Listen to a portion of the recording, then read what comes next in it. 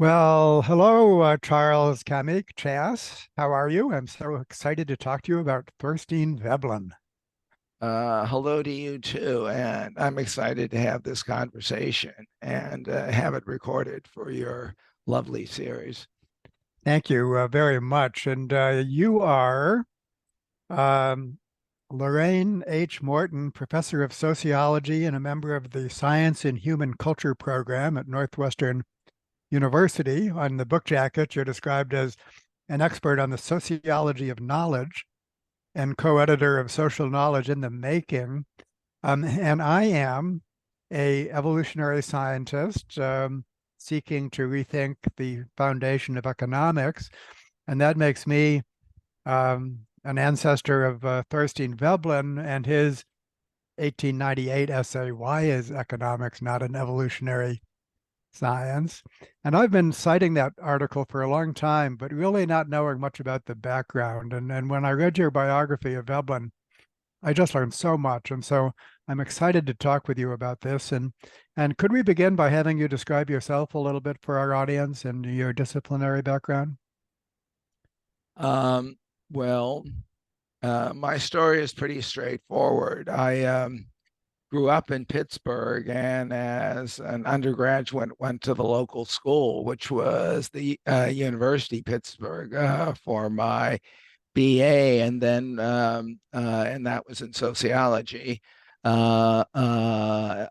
which I got interested in almost by chance in my freshman year in college, and I've been with sociology, I guess, for almost 50 years, which seems Nope, certainly that's a long we're time to stay with one field, but that's was my undergraduate major, and then I went straight to the University of Chicago in sociology, where I got my PhD, and then I went straight to a position at the University of Wisconsin in Madison in the uh, sociology department. And that's when the department was one of the premier sociology departments. And I was very happy to get a job there. And I stayed there for 25 years and then moved to Northwestern, and where I've also been in the sociology department all that time. And so it's been sociology, sociology, sociology, and sociology, and no forays into other fields. In terms of professional location, but I said it's a very straightforward story. Most careers have more twists and turns in them, which makes them more interesting, but mine has been very linear. well, we might actually get back to that in terms of the professions, because this is much about the formation of the professions back in Veblen's day, economics plus sociology. So I think we're going to, and also the encapsulated nature of some professions, certainly economics. And we could have a whole separate conversation about sociology, which of course should be transdisciplinary, is in some respects, and in other Yes. respects is quite encapsulated, in my opinion. But that might be a second podcast for us. Let's get right to um, why you were moved to write a biography of Veblen. Well, um, there's a little more to the story. Back when I was a freshman in college, and almost by chance took a course in sociology. I was drawn into sociology by a course in sociological theory. And back then, which would have been in the early 1970s, sociological theory was mainly the discussion of works of great men, great white men from the turn of the last century. And I got interested in those great ideas and the writings of a whole series of thinkers from back in that period. And that interest continued in graduate school. But as I um, was drawn more deeply into sociology, I didn't want to just be an expositor of the great ideas of the past. I was becoming a sociologist and was increasingly interested in the sociological component of those ideas and what social processes would have led different thinkers to have different ideas. And in some ways, that's always been the question that I became interested in and pursued long before I came to develop an interest in Veblen. I was interested in the broader issue of the social processes that generate ideas. So I kind of moved outward from curiosity about the ideas themselves to the sociology behind them. And as I said, that's been a guiding theme in all the things I've worked on, um, uh, even before Veblen came along.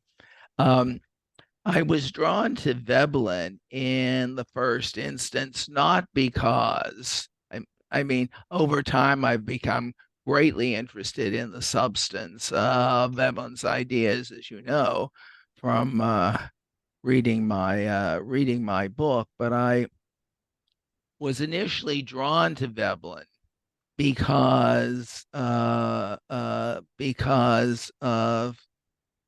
his position in a very common conversation that goes on among sociologists, particularly of my persuasion.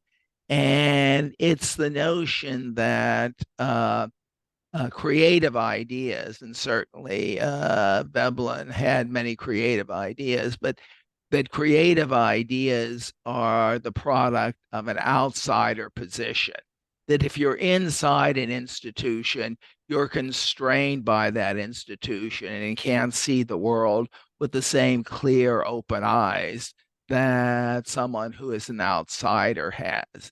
And that notion that being an outsider is the route to creativity comes up again and again and again in all sorts of contexts, by no means restricted to Veblen, but applied to, in one way or another, to all sorts of creative thinkers. And I was always a little bit suspicious of this. I never worked on this issue per se till Veblen came along, but it always struck me that it was a little too simplistic. So, about the time that I was finishing the work that I was doing before I began my research on Veblen, and what came immediately before was a study of the social processes that generated the ideas of the sociologist Talcott Parsons. Oh, But okay. uh, but as I was transitioning out of that and became more interested in exploring this outsider thesis, it immediately struck me that the social thinker to whom that thesis was most often applied was to Thorstein Veblen. One could not pick up anything about Veblen without reading in the first couple of sentences that Veblen was an outsider and came to his insights about the social world because he was an outsider, this poor Norwegian boy who dressed in a shabby way and was rejected by the academy, and therefore in that narrative about Veblen, it fit too neatly that he was an outsider and had creative ideas. And I was initially suspicious of this because, based on the little I knew about Veblen's life at the outset, um, he was associated with all of the major higher educational institutions of the times. Johns Hopkins, which was the first real American university, it is sometimes called, and then Yale and then Cornell, and Yale and Cornell were moving into the mainstream, what became the mainstream of higher education.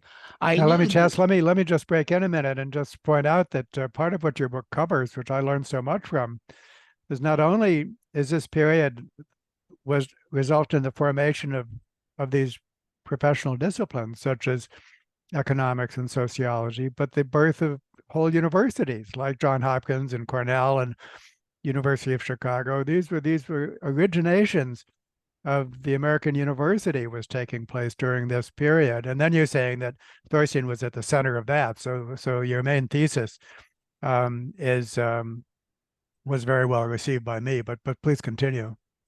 no, I appreciate that you've noticed that thread in the book because that the story of Veblen is tightly interwoven with the story of the development of the professional academic, which in turn is interwoven with origins of American universities. Most readers of the book have only focused on the Veblen part of it and have missed, which you again, I appreciate that Hmm. you picked up on how his story is part of a bigger story about American universities. Um, One of the uh, points you make, which I think actually might actually bring back a little bit of the outsider thesis, was his upbringing um, as a Norwegian American and just steeped in what you might call a communitarian ethic, like a Christian yes, socialist ethic, which imbibed him with a strong sense of community. Selfishness would be used as a pejorative. And so this would stand in contrast to the other use of selfishness in economics, which is basically the rational actor model, trying to explain everything yeah, in terms of self-interest. And one of the things I got from your book was just how pervasive that communitarian, basically religiously inspired ethic of community, being a member of a community, which is also deeply in the bone of Norwegian society. I mean, I've right, studied Norwegian society quite a lot. It's a very communitarian culture, right. and so he did bring that to the to the table. Would you agree with that? Oh, I'd very definitely agree with that. Just before I come back to that, I'd mention one other important corrective to that standard account of Veblen is this poor Norwegian boy who is on the outside of the real action. Um, he wasn't a poor Norwegian boy at all. He came from a family. I mean, when his An parents, industrious Norwegian family. yeah, when his parents came to the U.S., they were dead broke. When they got off the boat, they had, I mean, the dollar figures mean not so much 150 years out from when they arrived, but they had what was at the time $3.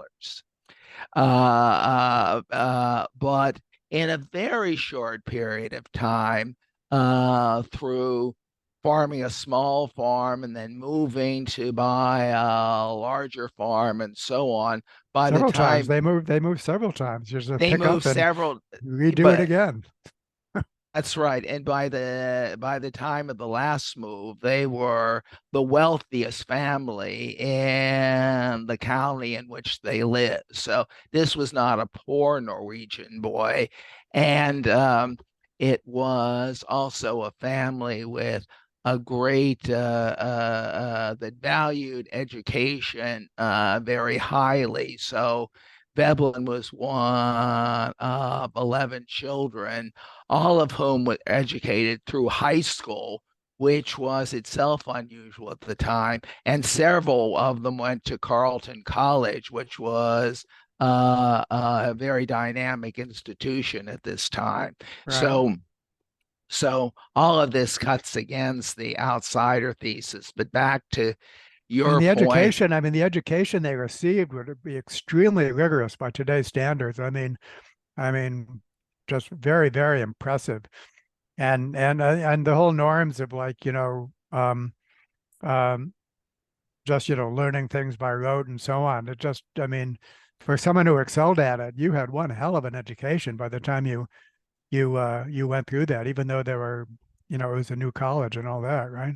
well, that was an interesting thing. Carleton College was one of the new colleges, let's forget higher education, at the graduate level, as we were referring to a little while ago.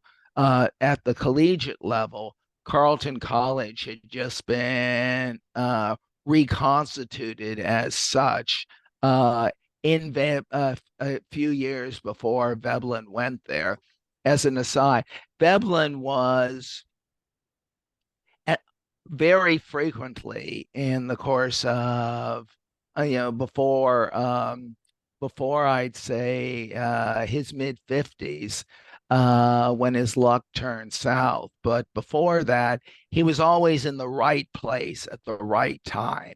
Carleton College was very unusual at the time as being founded not primarily as a religious foundation, though it had a religious component to it, but founded again right before Veblen got there and staffed therefore with a younger faculty with a deep interest in science. Not only so, Veblen received a classical education, as had long been traditional, but also one steeped in the sciences and the biological sciences, but also the social sciences, in as much as, um, and what a stroke of luck. The great American economist who your association names its top prize for, John Bates Clark, was his undergraduate teacher in economics. So what a Yeah. stroke, what a stroke of luck. But he was certainly lucky in going to Carleton, where he studied with those who were more at the cutting edge of college teachers. Most of them, except for Clark, were not scholars, and they did independent research and published that, but they were not in the fossil tradition either. But again, back to Veblen's family and his earlier years. Veblen's family lived in a tight-knit Norwegian community, not an insular community as it's sometimes portrayed, because as an area of wheat production, it was very much connected in a sense to what we would call the world market. But So it wasn't insular, but it was tight knit. And that tight knit Norwegian community was shot through with communitarian values, both from And the also, religion. and also, Chas, a healthy distrust of business enterprises and all kinds of schemes and the railroads and I mean the whole kind of economic system is developing at this point in ways that were unregulated and for someone like the Veblen family, so deeply distrustful. Is that part of this? That's certainly a very important element in the Veblen story. And the parents brought with them from Norway to the U.S. Already ingrained suspicion of elites. It was part of Norwegian culture of the time to see elites as loafers, as the as those who lived in great comfort but didn't do anything much. Um, and they brought that mentality, that suspicion with them. And when they settled in the Midwest, they felt that the Yankee community around the Norwegian community was out to take advantage of them with land speculators. If you went to the towns with merchants who overcharged, with bankers from whom it was hard to get loans, and so on and so on. So the that that suspicion of those of that ilk was also part of Norwegian American communities, and And and it's a little moment, Josh, just that I love from the book, was they spent a period of time like in a Dutch community or something, and they said, well, these are fine people, but they're not our people. And so yeah, as soon as they could, they hastened to a Norwegian community where they could be among their own kind. So those cultural divisions right. were big, even something that to us would seem just European, Norway versus um, Dutch. No, very different from each other. And Very different from one another, and um, uh, uh, highly valuing the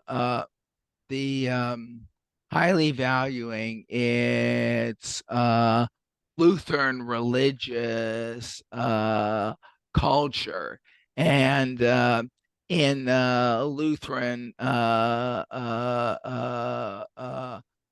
in the Lutheran interpretation of the Bible, and in um, various other religious texts at the time that would have been read in Norwegian communities, there was this big communal emphasis itself on that the worthy life is to serve not yourself, but to serve others. A person serves his or her family, serves his or her community, and so forth, so that thinking in terms of the larger community is part of the cultural heritage and reinforced by lots of economic factors, particularly for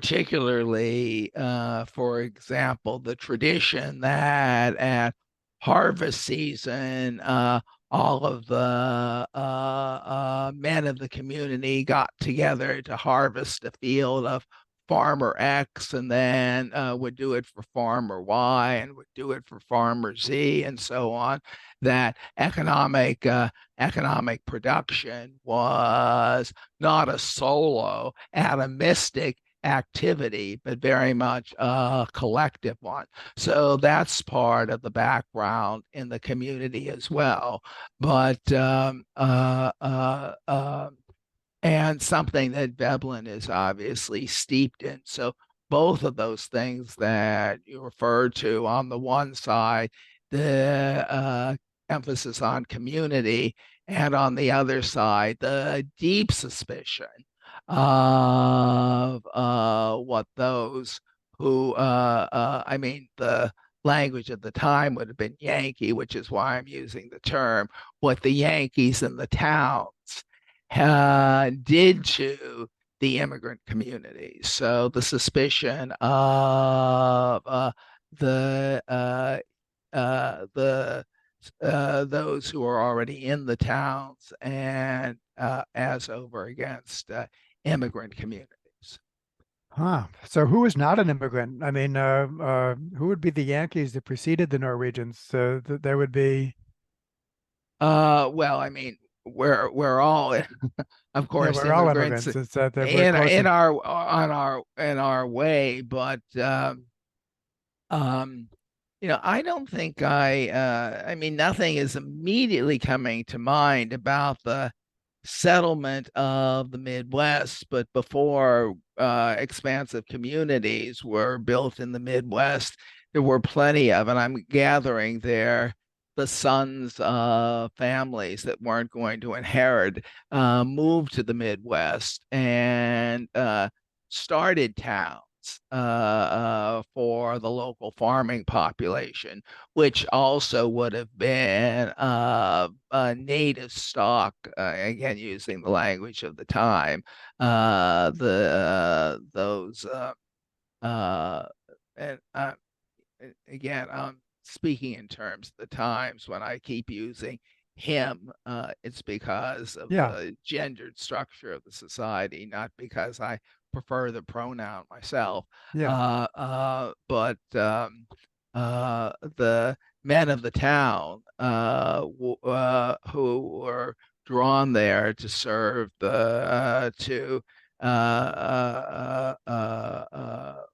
um, the farmers who had themselves initially come from the East Coast, but were later joined by various immigrant communities as well. Well, one of the things I learned from the book, which made me realize that Veblen was by no means alone in his evolutionary views, was actually the pervasive um, nature of recognizing the importance of science, evolutionism, and organicism, that in large swaths of the population, there was a total infatuation with science, and that extended to evolution, but also it extended to an organicist view of society, not an individualistic, atomistic view of society. So I wonder if you could just cover that ground, this fascination with science, and that including evolution. So evolution had a huge positive blow for many, many people, and that this took a kind of a societal organicist form as opposed to something that would be more reductionistic, which is the way evolution became during the 20th century. But so yeah, I'd love you to expand upon that triad of science, evolution, and organicism. Um, well, um,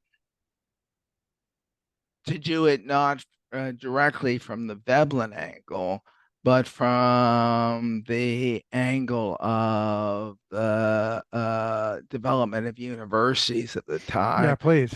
which is where that triad is really anchored.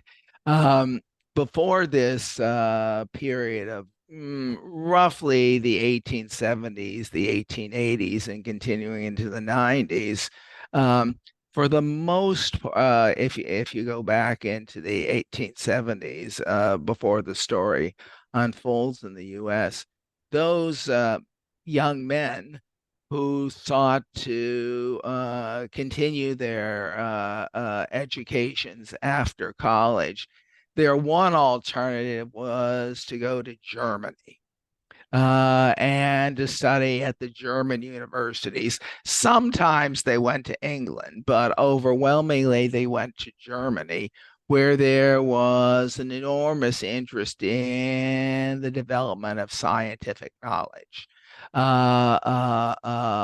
And Scientific knowledge as over against knowledge that would come from authority, religious authority in particular, but a higher authority. So the contrast was between science and knowledge that had a different origin, and that different origin would be of a religious sort, but also a component of that as well would be philosophical knowledge, which was generally deductive, which had not a trace of anything empirical about it. We'd hardly say that Immanuel Kant or Hegel did empirical research. The knowledge was deductive. So the source of knowledge was either a higher religious source or a philosophical source that proceeded by deduction. Science was the opposite of that. It was empirical knowledge. And beyond that, empirical knowledge that wasn't an accumulation of raw facts, as historiography had traditionally been, but empirical knowledge that could be expressed in the form of laws, regularities, patterns in nature that held broadly. That was a conception of science that was bubbling up in Germany, but also it was more widely upheld in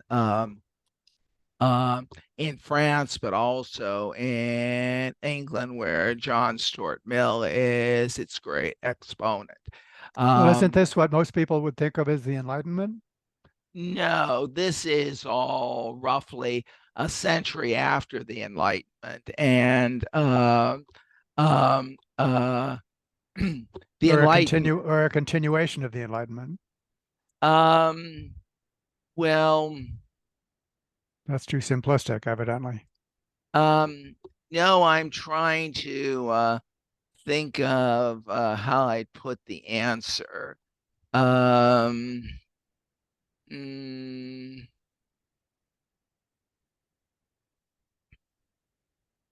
Thinkers of the Enlightenment fell broadly into the category of what became the category of social scientists.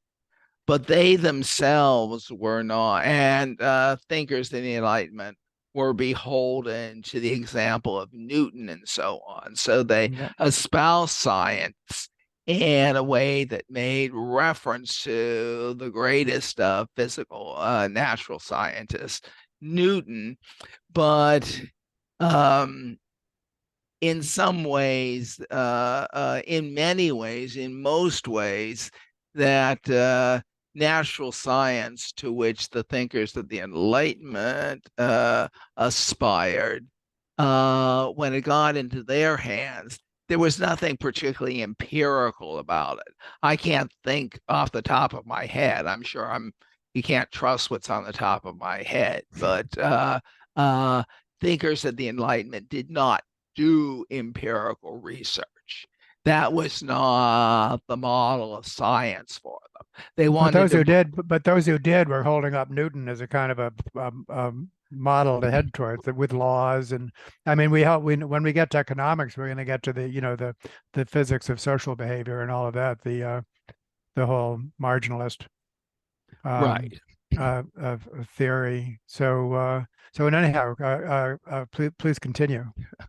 So when these wealthy young men who didn't want to go into one of the established professions in the U.S. went off to Germany, widely touted in Germany was science of a science based on real empirical research and seeking laws and causal laws. And that model of what science of that type is, there are lots of ways of interpreting science knowledge if we follow the derivation in Greek. Um, uh, that model of science, uh, empirical, inductive rather than deductive, seeking not as the historian would do, simply facts about a particular time and place, but seeking laws that were general laws. Um, that was the model of science brought back to the US and kind of looking for a home. And some of those who studied in Germany did in fact go to teach in American colleges and so on. But it was not until the founding in the 1870s that those seeking a postgraduate education could do so by staying in the US, not by going off to Germany. But when they stayed in the US and attended first Johns Hopkins and then later other colleges that were morphing into universities, they were taught by people who themselves had studied in Germany. So if you were a student seeking some postgraduate education in the 1870s and didn't go to Germany, you would have been at Johns Hopkins. studying with people who did study in Germany. Where am I going with this? Those people who taught them were importing the German model of science. Right. Right. And uh, uh, they took it in an almost unquestioning way. And what was the big example of that? In the 1870s, the 1880s, and so on, it was the study of evolution, which was inductive and did seek causal laws. So from that came an embrace of evolution, which was also embraced, though for different reasons, outside the academy. So there was a wide embrace of science in its evolutionary form, but not necessarily in a Darwinian form, Yeah, because that's what I'm going to get to. I mean, Spencer was bigger than Darwin back then, and so what did evolution represent, and why was Spencer such a giant figure back then, and then he's totally forgotten now? But let's talk a little bit about what evolution meant, which was not necessarily Darwinian. um, well, Though just if I could insert, some of the early people who got it right were the pragmatists, and so people like William James and Peirce and ultimately John Dewey. They I thought they got the Darwinian point all right in their philosophy. And Louis Menand in his book The Metaphysical Club is tells that story beautifully. And you didn't dwell too much on that in your book, so I wanted to draw you out on where the philosophical tradition of pragmatism, um, which by my lights is quite Darwinian, specifically Darwinian, fits in all of this. well, um, rather than preceding Veblen, the pragmatist, that set of thinkers who you mentioned in particular, James and Dewey, were particularly Dewey, if we think of him as the preeminent pragmatist, um, was of the same intellectual generation as Veblen. And interestingly, they studied at Johns Hopkins at the same time. They didn't enter in the same year, but they knew each other from back at Johns Hopkins, and then subsequently they're both on the faculty at the University of Chicago. But pragmatism is emerging at this time. It's not already a developed school or cluster of thinkers that Veblen can draw on. He's familiar with the pragmatists. He certainly knows the work of William James, and thinkers that would subsequently be absorbed in the pragmatist tradition and seen kind of after the fact as pragmatists. Um, uh, Veblen was also quite familiar with, and in a couple of cases was a student of theirs. So when he was at Johns Hopkins, Veblen studied with Peirce, who was Yeah, briefly right. on the faculty there and is, of course, one of the progenitors of pragmatism. And when Veblen was at Yale, he studied with the philosopher slash psychologist Ladd, who was very close to James in his thinking. So Veblen had that strand in the background, and certainly was in sync with it, but it was more a contemporaneous development Good. Thank you. That's very helpful. One other than thing, keep going. than a prior development. And well, I think I'll let it go with that. Yeah, so maybe we should. So one thing evolution meant, very simply, was that things are not fixed, they change. The present is different than the past, and the future can be different from the present, which was Yes. I'm taking extremely liberating for many people at that time, all by itself. Before we get to any details, but the fact that we can't talk in ahistorical terms, but that things are constantly changing, something that basic was basically authorized by an evolutionary view. Does that make sense? And again, return to Spencer, because why was he so admired? Today he's known mostly for social Darwinism, which I think is a kind of a vulgar characterization of his full views. But if you could just say a little bit about um, Spencer, or the way evolution was rendered that back then, which was in which Darwin was an emerging figure, but was not yet a dominating figure.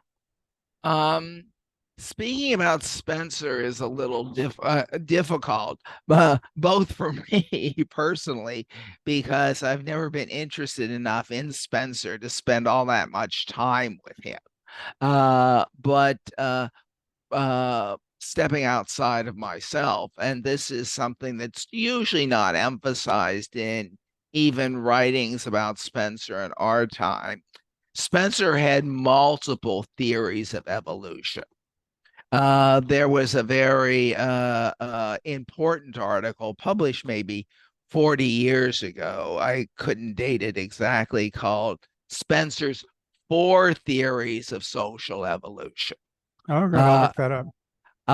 and they weren't all voiced at the same time. I mean, Spencer was not schizophrenic and would write one theory of evolution and another on the same in the same period of time. But his thinking evolved across different theories of evolution, and of course, Americans at the time didn't follow that. But to ask about the general impact of Spencer, I'm not sure what the American image was of Spencer at any particular moment in time, except, and this is the big except, and it's I think, one of the key reasons that Americans were attracted to Spencer is that a dominant strand in Spencer's thinking was Lamarckianism. And the real counterpose to a Darwinian way of thinking and a more popular way of thinking that was evolutionary but non-Darwinian was Lamarckianism. And that's And ironic. That's ironic, Chas, because I mean, in modern terms, cultural evolution is Lamarckianism. Is Lamarckian. It's not. I mean, oh, it's that's uh, anyhow, that's we might get to that, but so okay, so Spencer was Lamarckian, and and the reason that was so, but not Spencer alone, the dominant strain of evolutionary thinking at this period was Lamarckian or neo-Lamarckian. And briefly on that, and you can correct me on this, because you're the authority and I'm the amateur. Um, but as and the Lamarckian teachings about evolution preceded Darwin and continued long afterwards. Darwin Uh, himself was a bit Lamarckian. So I think yes, that yeah, right, so yeah, but once Darwin entered the picture and talked about evolution by natural selection and natural selection of random variations. Um, uh, that was an anathema. That emphasis on random variations with right. an anathema to most Americans outside the academy and to many within the academy, because uh, random removed any teleology Yeah. and removed any divine hand in the evolutionary process that would lead history in a particular direction. Right. So while there was this embrace of the notion that change is going on and that nothing in nature is constant, the way it was going on was in a Lamarckian way, that evolution was by the inheritance of acquired characteristics. The characteristics in an organism were there by usage. Species would use these characteristics, but because they were by design. The classic example being the giraffe's neck. The giraffe's neck is longer over time because the giraffe is stretching higher and higher, and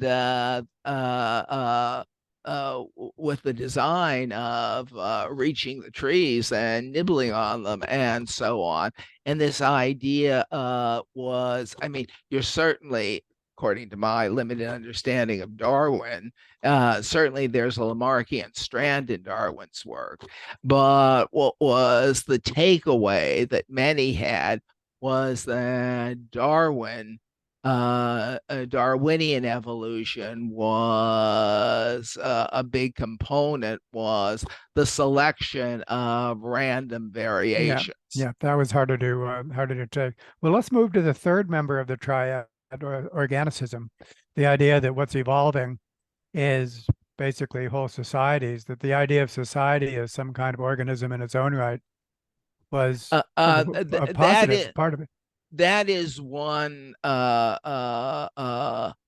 flavor of the organicism, but once evolution in nature was put into the spotlight, it almost entailed thinking of the natural world and then eventually the social world in holistic terms, because it's hard to imagine evolution taking place by the action of a single isolated individual. It's a process over time that involves, this was not the word used very frequently, that involves a population. So it was almost a corollary of evolutionary thinking to think in terms of wholes rather than parts, but that holism doesn't derive solely from a focus on evolution.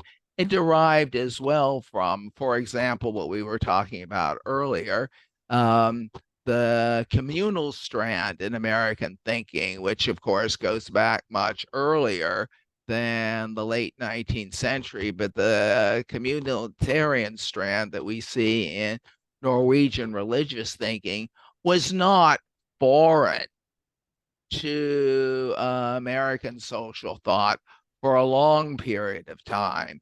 So the holism was primarily nourished by evolutionary thinking, but on soil that had been prepared by other strands of collective thinking that go back some generations. But Well, the main let's bring in sociology, or basically the birth of sociology as a discipline, and in this regard, could you just give a little mini tutorial on what was emerging there in terms of a recognized discipline of sociology, which of course by definition is holistic and organicist, not.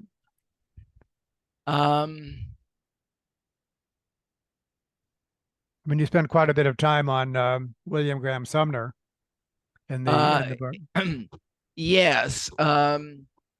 The terminology for blocks of knowledge, blocks of academic knowledge, was not very stabilized at that time. And it took a long number of years for the terminology of different social scientists to take a clearer form that we now associate with them. To think of fixed disciplines is a little bit anachronistic because there weren't fixed disciplines at the time. Economics was the first breakaway among the those who studied the social world rather than the natural world.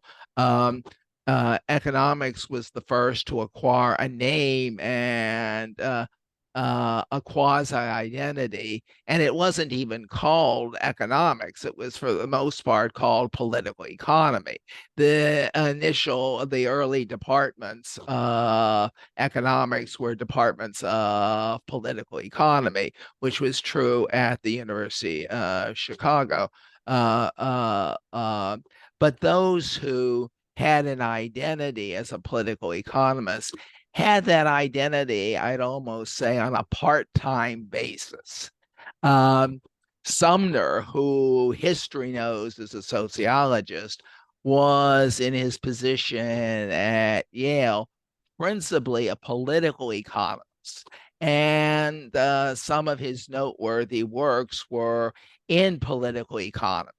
And when Weber took, excuse me, my brain slipped to Max Weber rather than to Veblen.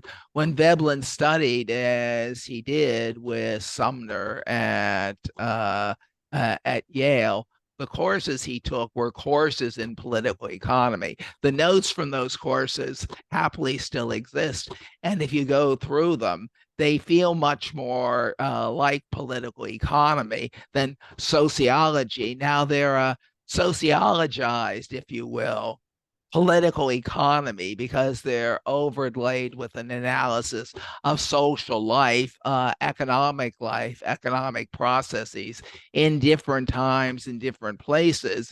But because there was such a strong organicism permeating the social sciences at this time, to talk about social groups was not exclusively the province of the sociologists. The economists did that. The group of scholars who eventually take the name of anthropologists also do that as well. And in this whole process, and extending from I'd say the 1880s into the 1920s. In this whole process, sociology was by no means one of the leaders. And if you thought of the 1880s, the 1890s, there was scarcely anything called sociology exclusively. Departments of sociology did not take shape until they did not begin to take shape until the 1890s. The first official department of sociology was at the University of Chicago, founded at about the time the University of Chicago started in the 1890s, and originally founded by someone who was previously strongly identified as a political economist, albeit small.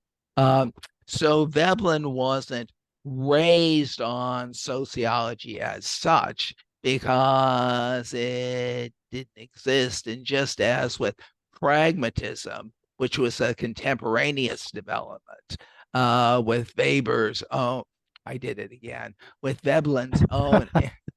I have a great interest in Max Weber and have written on Weber, and sometimes my loose brain slips from Weber to Veblen, which is kind of strange given the amount of time I've spent studying Veblen. But um, sociology as such was emerging at the University of Chicago at the same time that Veblen was a member of the faculty at the University of Chicago, and many of his buddies were in this budding department of sociology.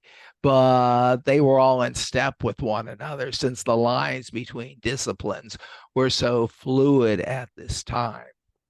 Well, So back to taking what was taking place in Germany, I understand that a lot of the evolutionary school was kind of historical institutionalism, that there was a lot of interest in, for example, where British institutions came from, coming from Germany and so on. So that it was the study of the historical study of institutions, empirical study of institutions was part of what was thought of as evolutionary. Is that right? um, yes, and Veblen is not. Um, I'm trying to keep this in time sequence. Um, there is a big historical strand in Veblen's thinking that is uh, looks historical, um, looks more historical than we might say evolutionary.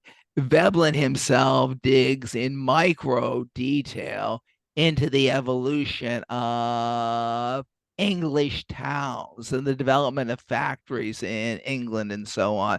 This is what he principally does in parts of his 1904 book, The Theory of Business Enterprise, but particularly in his 1914 book on the instinct of workmanship. It's all about things that seem very historically specific, but uh, uh, this is the big difference between Veblen and the German historical school. When the German historical school uh, wanted to be scientific, it went empirical and studied a lot of historically specific developments. But Veblen is unimpressed with that because it was what we would call more dust ball empiricism. It wasn't linked to any broader evolutionary framework. So that Okay. while the German historian of England would dig into the development of English towns or the Industrial Revolution out of an interest in English towns or the Industrial Revolution, Veblen would have seen them as part of a larger evolutionary process that had been going on thousands of years. And this was a moment in it, but and a critical moment in it, the Industrial Revolution and the development of the machine age out of that and so on. Veblen is very critical of the German historical school for not getting out of the dust Right. and seeing the larger pattern evolution of which those details left as mere details by the German historical school were apart. Well, I want to bring in the marginalist school, which was the main competing school of thought um, as I understand it. And could you help me with that? So basically, this was ahistorical and accounted for. I mean, it was the precursor of what we think of today as neoclassical economics, and it was basically a theory that claimed to be able to show that the distribution of wealth at equilibrium was exactly what it should be, that every actor in the economy is getting what they contribute to the productivity of the economy. Could you trace the roots of that idea for us? Because that was the main competitor to an evolutionary view, as I understand it. Um, that's my understanding as well. And of course, the nuances of marginalism would be something you would know way more about than I would. But at Veblen's time, if you look at this in the context of the US and the context that he was very familiar with, there were three prevailing schools of economics. There was classical economics, um, with its emphasis on production.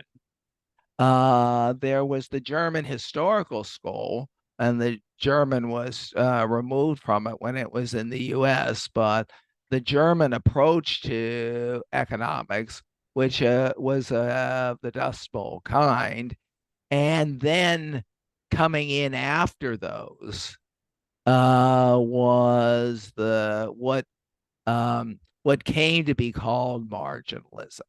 Marginalism was the last in the series. All three approaches would have been widely familiar, but the marginalist school didn't begin to have its impact in the US until the late 1880s and then through the 90s.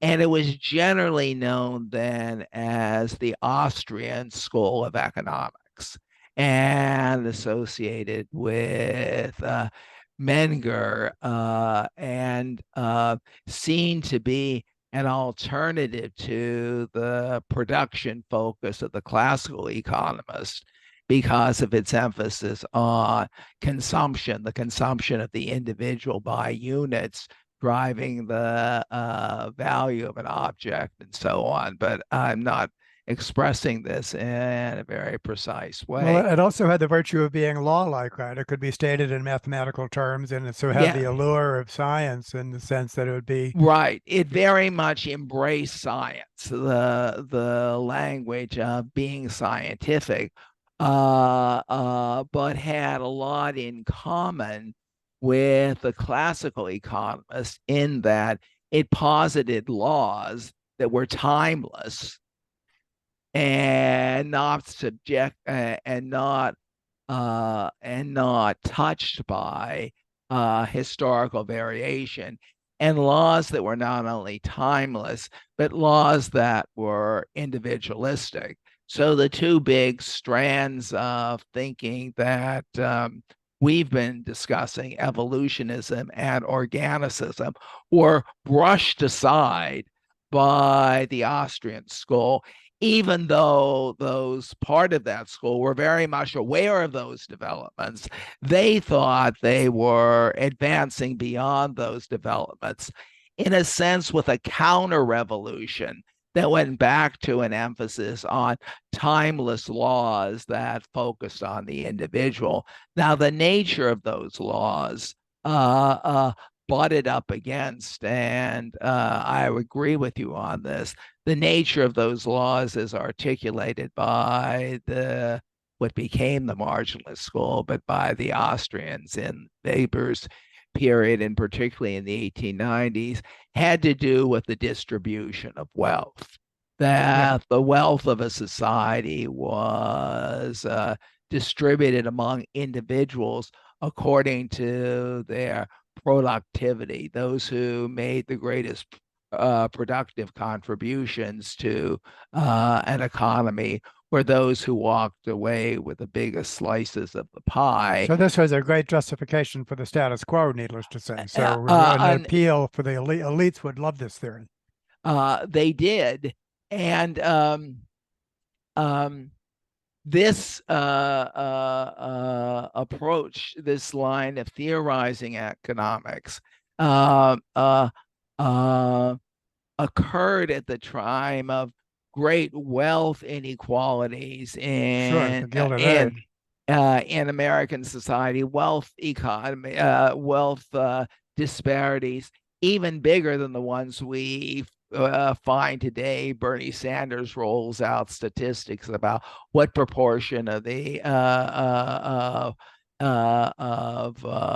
individuals in the U.S. have how many percent. I'm saying this rather oafishly. What percent of the American population holds what percentage of the wealth? But I've looked at these kind of statistics for the present, and the disparities are even greater in the 1890s, where 1% of the population, and this is not exact, it's by memory, held 80% of the wealth, and the top 10% held 99% of the wealth. And there were enormous discussions and debates about this issue of the distribution of wealth. And the marginalists seem to be defending it. And Veblen joins the side of those who see no defense for it. From Veblen's point of view, those who walk away with the biggest share are not those who have made the greatest productive contributions to an economy, but those with the biggest bite. Those who are really the predators walk away with the greatest wealth, leaving the vast population with a small fraction to share. And Veblen's most renowned books, The Theory of the Leisure Class from 1899 and Theory of Business Enterprise 5 years later, are about that wealth goes to those who are unproductive rather Right. than those who are productive. So the distribution of wealth posited by the marginalist is at odds with the data. Uh, uh, and those data can be understood on the one hand simply by looking at the period of time, the 1890s, but from Veblen's point of view, that period is part of, obviously, a larger evolutionary process. But the attack on the marginalist theory of wealth distribution is one of the real prods of Veblen's books. And in that, he was resonating a debate that was widely going on in American society, not only among economists who were lining up on the side of the marginalists or holding to the principles of the classical economist, or in some cases embracing the stance of historical economists, but was a debate that was going on in the press, as it is Yeah, now. as What's it is the now, right? story? This distribution of wealth with these disparities, what accounts for those? So, And but the marginalists had, just to nail down this point, had this like seemingly law-like mathematical theory on their behalf, and the historical school or the opposition basically just had like a fuzzy set of historical arguments and so on and so forth, which maybe didn't seem very scientific. So for anyone that was enamored of scientific authority, that sort of fell on the side of the marginalists, not on the side of the evolutionists. Is that very much, safe to say? very much so. And from Veblen's point of view, neither side of that is genuine evolutionism. uh, uh, uh, the marginalists, because they didn't recognize evolution as a real thing. They would have accepted that it occurs in the natural world, but They made no in use of it. they made no use of it. And as I mentioned before, from Veblen's point of view, the German historical school also didn't posit evolutionary laws, or at least not adequate ones. Once in a while, the German historians would cloak themselves in the language of having evolutionary laws, but they were of a Lamarckian kind. Okay. They saw, uh, insofar as they thought in evolutionary terms, as history moving in a particular direction. And that direction was ever greater improvement in social conditions guided by the state. So that teleological view of evolution that can be drawn from Lamarck, because it's goal directed, is something that Veblen had no tolerance for. And I should have mentioned that before when I was talking about Lamarckian views, that because of this emphasis on the goal directed character of the evolutionary process, that Lamarckian view was loudly and exuberantly teleological. And Veblen has no space for a teleological view, and is sharply critical of the German historical school in as much as it purports to be evolutionary for being not the real thing because it's teleological. Well, let's talk about the actual 1898 paper as a kernel. If you could describe the context for that paper, and then let's finish up by just talking about just kind of the current relevance, what all this means for our current um, time and place. But tell us more about the 1898 paper, why you wrote it, what it represents in the larger corpus of his thought, and what else was going on at the time. Well, the 1898 paper, Why Economics is Not an Evolutionary Science, um, is great condensation of ideas that drive all of Veblen's work and exactly the ideas we've been talking about, that triplet of an emphasis on science, an emphasis on evolution, and an emphasis on organicism. The paper, I believe, starts with saying, why is economics not a science? And Veblen's answer is that it's not a science because it's not evolutionary and it's too focused on the singular individual. And Veblen, therefore, aspires to make economics an evolutionary science and to break from that notion of solitary individuals animated exclusively by self-interest and model at the time he wrote the article, a model particularly associated with classical economics, though subsequently he comes to associate it with the Australian. I've been saying Australian, haven't No, I? that's the first time you said Australian. Oh, okay. The Austrian school. I don't think there was an Australian school of economics at the time. The Austrian school of economics is not what he's thinking about.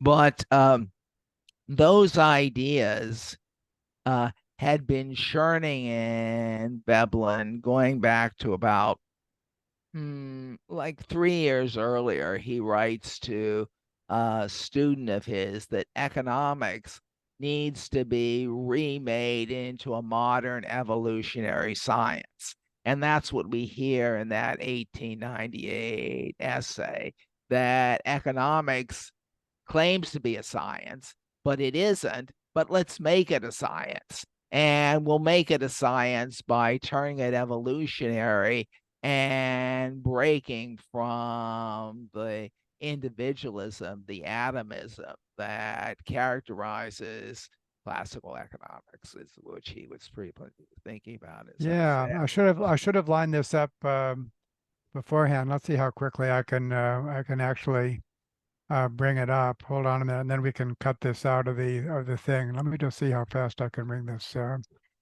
Um, I can bring this up. Hold on a minute. Um, oh, wait a minute here.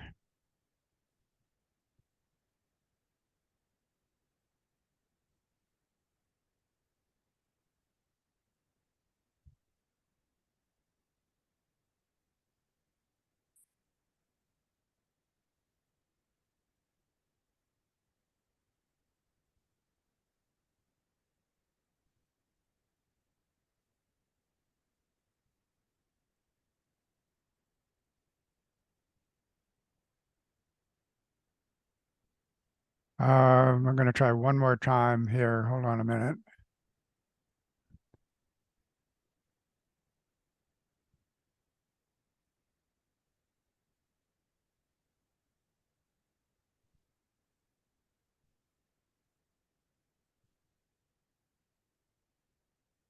Okay, now because I'm fixated on it, I'm going to try one more thing, and then we'll it's give up. it's it's just fine. uh, I'm sitting here thinking happy thoughts about Veblen, so I can just continue to do that. Uh, Look for okay, the so I passage. just had a couple of choice quotes from the essay, which I should have lined up, but uh,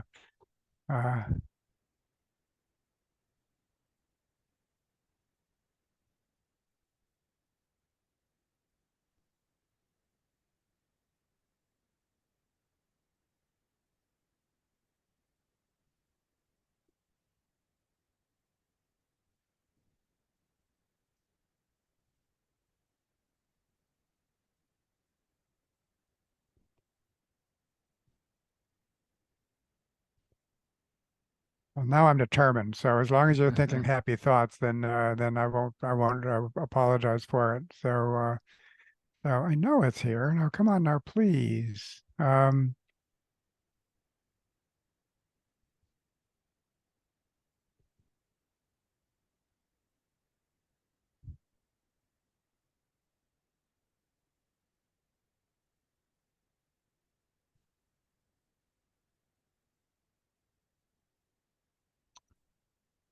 Oh, dang it. Well, let me just jump in here and Yeah, re- I'm gonna give up now. So we'll just no, no, continue. really take your time. I will just say that the word neoclassical has come up a few times in the conversation. But what we call neoclassical economics did not, under that name, exist in Veblen's time. Right. Uh, uh, and in fact, it's Veblen in 1900 who coins the term neoclassical. He's the first one to use it. Really? And yes, and he uses it to refer to the Austrian school and how it has adopted some of the key features of classical economics. So he calls that work a neoclassical economics, though the term the term neoclassical didn't itself catch on for some considerable period of time. As I recall, it doesn't become dominant until after the Second World War. But Well, yeah, that that's the history that I'm familiar with. The Mont Pelerin Society after the Second World War, we get Friedman and Hayek and all of that, and then it goes on from there. That's the history that I'm familiar with. And one of the reasons I was so eager to talk with you is because you're helping me extend it back and just providing all of this wonderful background for as to how all this emerged. So I'm so happy to have captured that for our audience. So what's the current relevance? I mean, what's the takeaway? What do you hope that the impact of your book would be? well, um, I'd hope it would have an impact in different conversations. The conversation about what was the linchpin of Veblen's project, and it was to take issue with the common way of thinking about income distribution and wealth distribution, which is still a way we hold on to now, imagining those who have more contribute more to the economy. I mean, And that's that's an the I core idea that gets reinvented again and again, like again. old wine in new bottles, right? So that's by no that idea is by no means gone, and Veblen significantly problematizes that and explains why the distribution of wealth is not pegged to productive contributions. So it's that specific idea in Veblen's that I hope the book brings into focus, and brings it into focus in conjunction with thinking of economies holistically, and thinking of economies as always mutable. So that's one level, the text of Veblen himself. Um, uh, Another contribution I hope to make, and you are one of the few who's really picked up on that, is to see the Veblen story as part of the story of the development of the American Academy. Veblen was part of the first generation, or the first generation that produced professional academics who are researchers and pass their knowledge down to the next generation with the intent of seeing that next generation as doing research and passing that on to the next generation, uh, uh, and doing that as part of professional communities of specialists.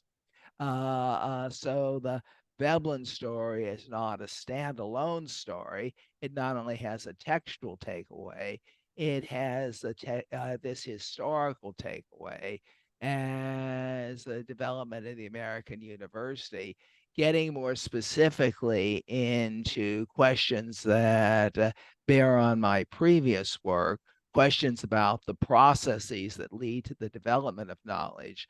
I've already Oh yeah, you have a phrase, Chaz, that I didn't write down, but it's a repetitive phrase that you use about repetition. Yeah, well, What, I was going to come to that, but I was also going to mention that moving into that issue of what the conversations that I hope the book contributes something to. The more I hope it contributes to really pushing back that notion that creativity comes from position as an outsider, because Veblen was, in some ways, the consummate insider. He went to all of the major institutions at the time, studied with the most prominent philosophers and social scientists at the time, and then held positions in two of the leading universities of the time until he was booted out for professional reasons having nothing to do with his ideas. So creativity in this important case is connected to insider position. But the other, just pick up on what you last mentioned, the other component of the book and the other conversation that I'm carrying on in the book, and you're one of the few who has spotted this, is my own theory of intellectual production, and that has to do with the educational process that thinkers go through, and um, well, as a counterpose here, the word influence is very often bandied around when talking about the development of the thought of a given thinker, that he or she was influenced by person X, Y, or Z, a person whose writings the focal author may have been exposed to in the course of teachings, in the course of his or her readings, and so on. My own thought on this, I mean, I'm not disputing that that happens in many cases, but a dominant thing that also happens in many cases is that education is a long process. It's not a one shot experience of reading this thinker, studying with this thinker. It's a process um, that involves multiple hands. And Veblen had multiple teachers teaching him, spotlighting the notions, just those three notions we've been talking about: science, evolution, then always understood in Darwinian terms, science, evolution, and holism. Uh, uh, I keep repeating those notions through the book because they were continually drilled into Veblen, because he heard them everywhere he turned in yeah. the academy. And this is the repetition idea. Thinker develops. This insider thinker develops by hearing notions repeated, and a little Darwinian word here, repeated with variations. Yeah, yeah. So Uh, this is, I mean, I love this because it's a continuous cultural evolutionary view, as yes. opposed to some kind of saltational view that I read something and I had a big insight. Well, This is more of exactly. the variation, selection, replication process taking place each and every moment. Right. Right. And yes, you've given a great reading of my book, which I Very proud to. enormously appreciate, because you've keyed into some things that I very much wanted to have salient in the book, but many of those themes have been overwhelmed simply by the effort of the book to refute the idea of Veblen as an outsider. All reviewers have picked up on that and basically agreed with me. Few exceptions, but they basically agreed with me on that and not seen the other things or not concerned with analyzing the other things. But the fact that Veblen is continually bombarded from different angles by the emphasis on science, by the emphasis on change, by the emphasis on organic entities, that he's bombarded by that from all these different sides, that psychologists were thinking this way, that anthropologists, they weren't exactly called anthropologists at the time, were thinking these ways, that philosophers were thinking these ways. Hearing these ideas from all of these different sources made him think that these ideas stretched and that they could stretch into the issues in economics, as we see in that 1898 article that you're referring to. And Yeah. one other thing I'd say about that article, its importance, among other things, is that it's really agenda setting. In the article itself, Veblen calls for an economics that takes the form of a science, a modern science, an evolutionary science that focuses on wholes rather than atomistic individuals. He's calling for that, but Absolutely. we don't see it that call yielding that kind of economics until he plays it out in his own studies of the leisure class and then of the business enterprise. So there he makes good on the agenda that he sets in that article. And the article is great in announcing the agenda that he follows through on. So they're Yeah, not. but I think, and then there's a sense though in which evolution did not, I mean, economics did not become an evolutionary science. And let me fast forward us to the present here as we finish up. And so now I think what I represent, working with many others, including the economist Dennis Snower, with whom I wrote the article that you were kind enough to read, Rethinking the Theoretical Foundation of Economics. Only during the last few decades do we really, has evolutionary science matured to the point where it's capable of serving as a theoretical framework, and where I say it captures the intellectual high ground. So if you compare modern evolutionary science with neoclassical economics, then the fragility and the uh, neoclassical economics and the robustness of evolutionary sciences is pretty well plain to see. So I think we really can capture the intellectual high ground, but only recently. And some of the most important evolutionary principles, especially having to do with multi-level selection, which resolves the whole tension between selection at the level of a group, of a society, compared to the individuals within the society. There was not even a glimmer of that back then. I mean, that's one of the things that I noticed when reading the, not even a hint of that nuance of what today we would call multi-level selection. So I think now it is really possible to fulfill Veblen's call, so which makes it very exciting. But there's another piece of that, in addition to the theoretical piece, which is the historical piece, the social historical piece, to go back as you have and as others and look at all the major figures, the whole entire history of economics.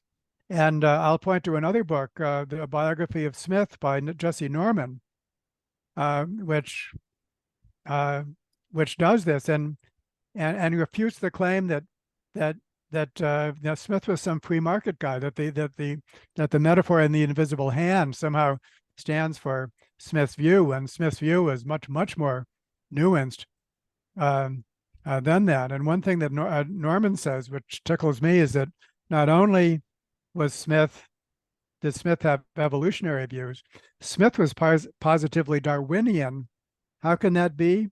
it's because Darwin was so influenced by Smith. Right, And right, so right. and so when we both do a good job with the scholarship, with the historical scholarship, and then we match that with what we currently know with the current science, then we really are in a position to um, to refute the marginalist uh, view and to talk about multi-level cultural evolution, full of predatory activities if we don't do anything about it, and the need for a deliberative process of cultural evolution at the ultimately at the global scale with medium scales coordinated. All of that um, we're in a position to do now. And we're not even remotely in a position to have done that even 50 years ago, not to speak of 100 or 150 years ago. So that's how I see it. And I look forward um, of course, what's taking place now, but also to have benefited from your wonderful, wonderful scholarship in teaching me what the background for all of this. Well, thank you for saying that. Um, if I could just add, if you don't mind, or if we're not running out of time, um, a few things that link up with your lovely article. Um, um, One is the notion of multi-level processes as they relate to Veblen's thinking. I would definitely see Veblen as a multi-layered thinker, since he is, I mean, I know there are many levels and layers, and he certainly doesn't touch them all. And he doesn't go to either the biological level or up to the global level, among other things that he doesn't do. But he certainly talks about the constitution of individuals being driven not exclusively by self-interest, but by habits, something that actually links up to the pragmatist who also emphasized habits. But we have this conception of the individual, and moving up from that, emphasis on social institutions, and moving up from that to a cultural level, where Veblen particularly talks about the accumulation of knowledge over a long evolutionary process. So we have what we could, sociologists would call maybe inaccurately a micro level, a meso level, and a macro level there.